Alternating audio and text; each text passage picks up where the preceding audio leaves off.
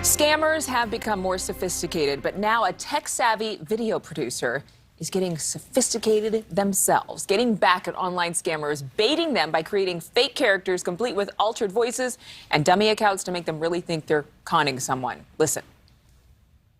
These characters, they kind of play exactly into what the scammers want, because for them, sadly, the elderly are their target demographic. And so when I put on the voice changer, that's when they really get reeled in. Because if I'm using my regular voice just like this, they're probably going to suspect that I'm just, stringing them along.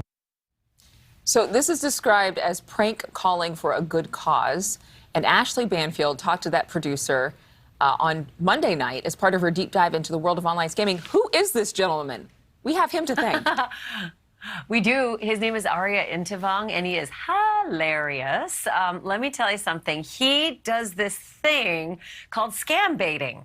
And what he effectively does is invites these scammers into his computer, because he sets up a computer inside his computer. Does that make sense? And he invites the scammers in, and they think, Yahtzee, I got this guy. I'm going to get his photos. I'm going to get his banking information. I'm going to get his social media accounts. And he strings them along with just enough information that they think that they've got him on the line. But sometimes he keeps them going for 5 days. And he pretends to be like, teenage girls or really elderly people who aren't tech savvy. And eventually, his goal used to be to bust them. But then he realized, if I bust them, then they'll, block me, and they'll put my number out there to the other scammers, and I won't be able to ply my trade and keep them out of the marketplace.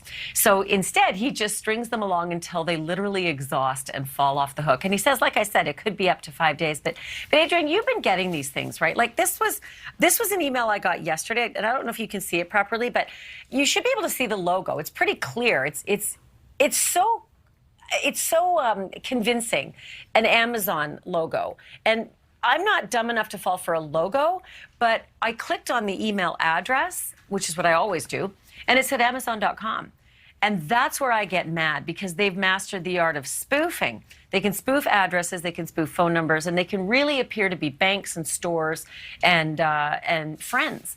And so a lot of people who are pretty smart are falling for these things because they are so convincing, and they do their due diligence, they do their research, and still that's not enough. Well, you had on Bank of America's chief security officer as well, who shared some steps to ensure that we're all protected. Let's listen to that.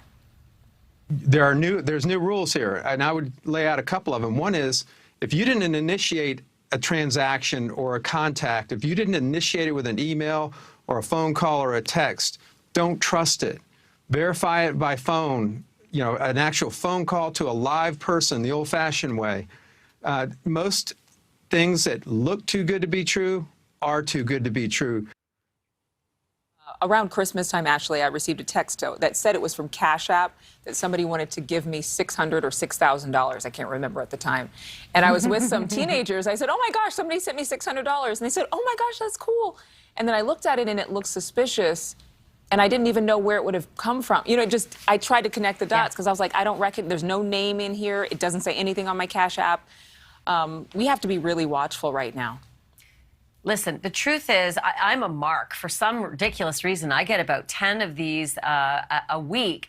And they're way more than that, Adrienne. They're like 6 million. I've had emails from Christopher Wray of the FBI, from JFK saying that there's a shipment here for you, and we opened it and it's cash, and we don't want to tell the IRS. Those are really obvious. None of that stuff.